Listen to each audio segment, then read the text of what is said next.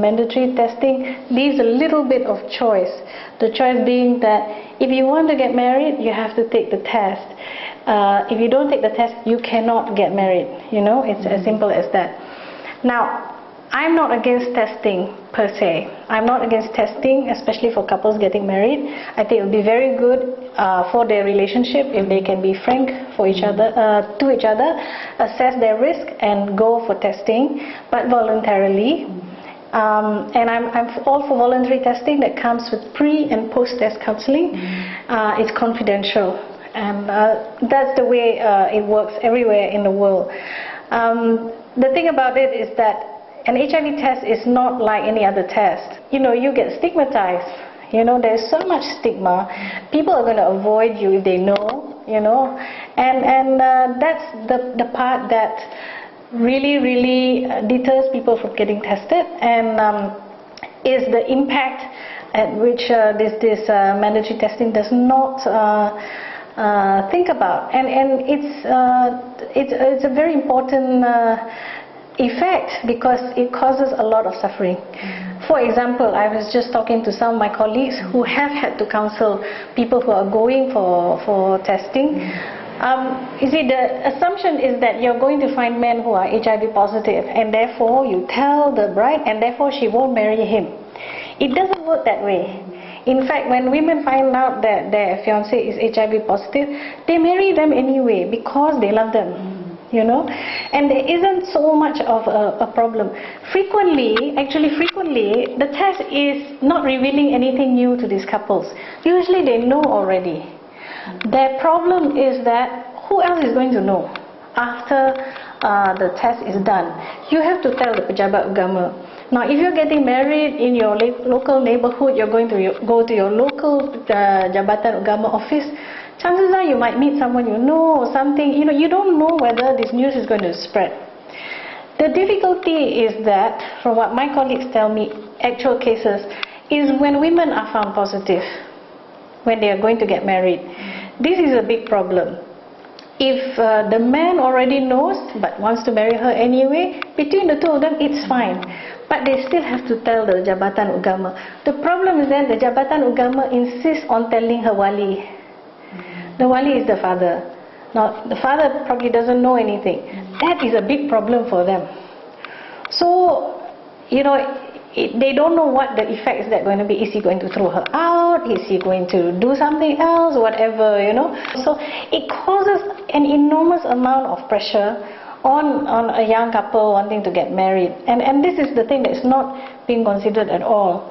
Because there are also the cases where the man finds out that the bride is HIV positive and just drops her. You know, and that's it. The marriage doesn't happen. But who is going to help her? I mean, she's now got this situation, she's HIV positive. What help is extended to her? She's left alone, you know. So, and if he goes and tells everybody in the kampung or something, what is going to happen to her? You know, it's these sorts of impacts which nobody seems to be considering.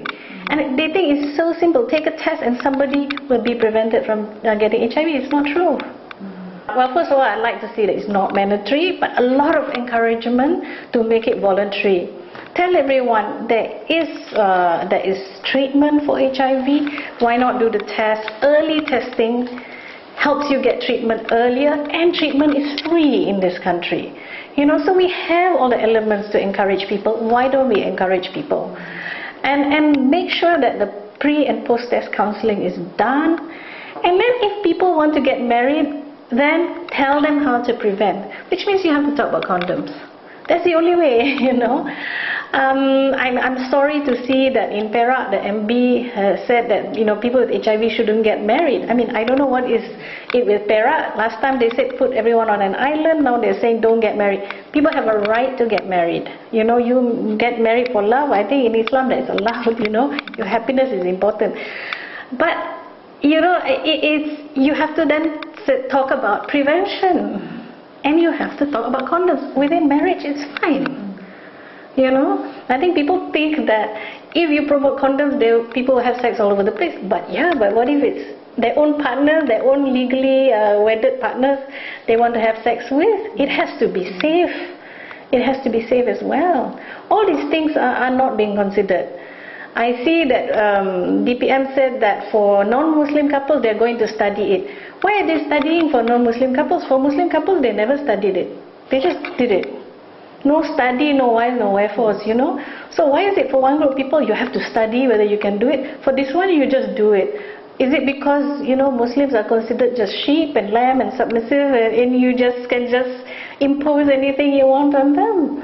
There is no public health rationale for this. The reason for having this mandatory testing is because there is a rise in the number of women getting infected. This was predicted years ago. 1995, we had a Women and AIDS conference where we said we will have women getting infected in the future. Why? Because at that time, it was mainly drug users who were getting infected. Drug users are mainly men. But drug users are not isolated from people. They have wives, they have girlfriends. Sooner or later, the women are going to get infected. This is exactly what we are seeing now. The women who are getting infected are mostly the partners or wives of drug users.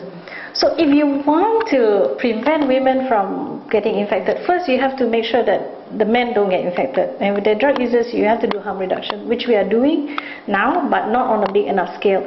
Secondly, you have to empower women. This is a very paternalistic, patriarchal way of doing things. Women don't need to think we do it for you. It doesn't work. It doesn't help. I mean, you know, women will be married for years. If they cannot say no to their husbands, even though they know that the husbands are likely to be HIV positive, you're not going to help them. You're just not going to help them. You can't test people every year of their married lives. You know, so we need to educate women about HIV and empower them. You know, they have rights. They have a right not to become infected by their husbands. You know, I mean, the best thing the ulama can say is it will not be nushus. If women leave their husbands, if they refuse sex with their husbands because they know the husband are very likely to be HIV positive. You know, that would be the biggest help to women. They make a public announcement like that, not this testing business.